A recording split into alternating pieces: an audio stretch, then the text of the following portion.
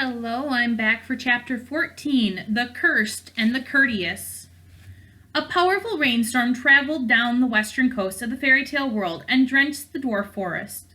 Luckily, most of the residents and animals were already in hiding from the literary army, so the woods were virtually empty when the storm hit. But there was still one creature that got caught in the rain and scuttled through the forest in search of shelter.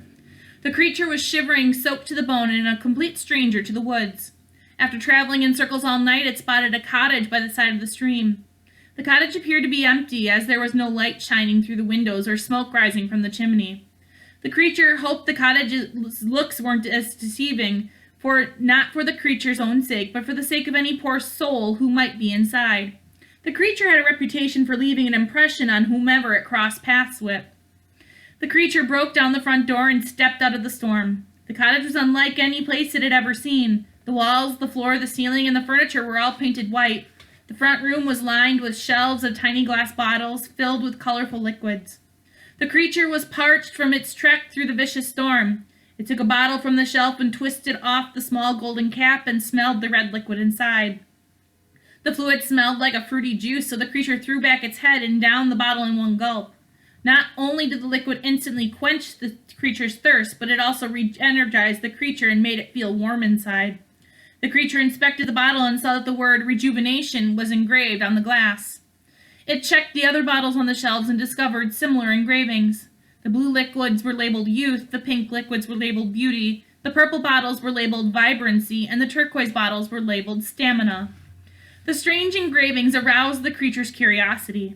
It searched the cottage for more clues about what kind of establishment it had stumbled into.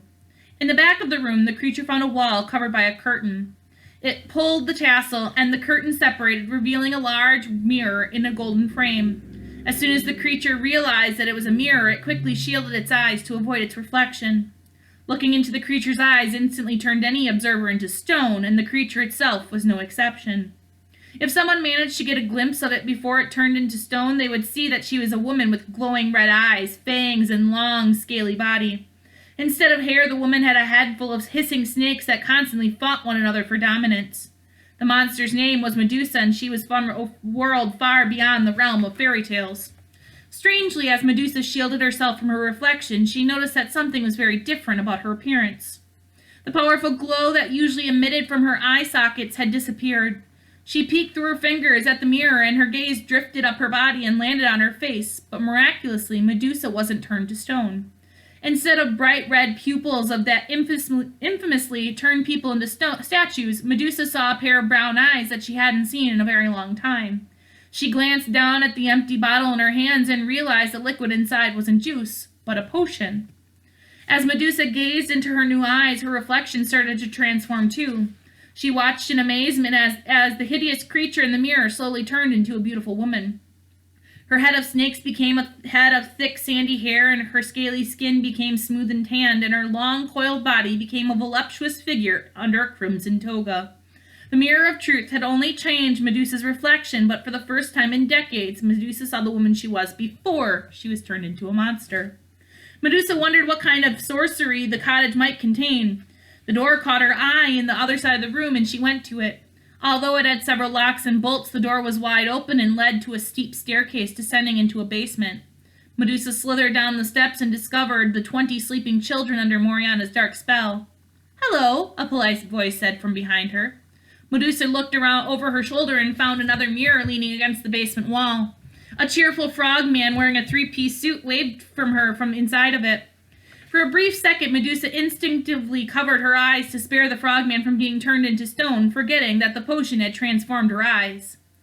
It had been so long since Medusa had communicated with another living thing, she almost forgotten how. "Who are you?" she asked. "Your guess is as good as mine," the frogman said. "What in Zeus's name is that supposed to mean?" "Unfortunately, I've lost my memory," he explained. "I've been searching for someone who might recognize me and help me remember, but so far you're the only person I've found." "Sorry to disappoint you, but we've never met," Medusa said. "Believe me, I would know if we've crossed paths." "Well, that's a shame," the frogman said. "I guess I'll have to keep searching. I've looked practically everywhere, but everything is empty. It makes me wonder if there's a sale happening somewhere." "How did you get inside the mirror?" Medusa asked. "Oh, I was cursed," he explained. "I can't remember who or what put me in here, nor when or how it happened, but I do know that I was very upset about it. Was this cottage your home? She asked. The frogman said, and he looked around the basement. It seems very familiar, but I don't think it was my home per se. I know very little about myself, but I can't imagine I was the type who kept unconscious children in the basement. Medusa took a second look at the mysterious children. For the first time, she noticed that their skin had a light glow, even though they were all the size of children. Many had the wrinkles and crow's feet of people much older. What happened to them? She asked. Looks like they're under some sort of spell, he said. I suppose it makes all of us kindred spirits. You mean you're cursed too? The frogman asked. The Medusa shot him a look. Wasn't it obvious? Well, it would be rude to just assume, the frogman said. Who cursed you then? Was it that same person who cursed me or the children? It's very unlikely, Medusa answered. I was damned by jealousy, a jealous goddess from my home world. She turned my hair into snakes and covered my body in scales and cursed my eyes to turn anyone that they saw into stone. I was so ashamed of myself and terrified of harming people that I secluded myself on an island called Serapidine. I lived on the island for years until I was captured and brought into this world. Who captured you? A terrible army of pirates, winged monkeys, and card soldiers, she said. They kept me blindfolded in a cage and used me to turn their enemies into stone. Eventually I escaped and have been searching the woods for a place to isolate myself ever since. The longer I roam, the more lives I ruin. If your eyes turn others into stone, how am I not a statue? The frogman asked. I drank a potion upstairs that returned my eyes to normal, Medusa said. I'm not sure how long the potion will last, but there are hundreds more where they came from. They're engraved with words like youth and beauty and stamina, all things I'm lacking. That's wonderful, the frogman said. Suppose you drank all the potions. Do you think it would turn you back into your human form? Medusa hadn't thought about it, but the idea mesmerized her. It's certainly worth a try, she said. A mutual smile stretched across their faces, but the frogman's smile faded when a troubling thought crossed his mind. Say, where do you think all that youth, beauty, and stamina came from? He asked. Medusa was so pleased with the results she hadn't stopped to wonder how the potions were made. Her eyes wandered back to the sleeping children, and it dawned on her just how drained of youth, beauty, and stamina they appeared to be. It suddenly became clear where the potions came from, and Medusa felt sick to her stomach. Hera Almighty, she gasped. It's coming from the children. Their life force is being drained into potion bottles. The mythical monster was overwhelmed with guilt. She knelt on the floor and began to weep. With no handkerchief to dry her eyes, Medusa used an empty bottle of rejuvenation to collect her tears.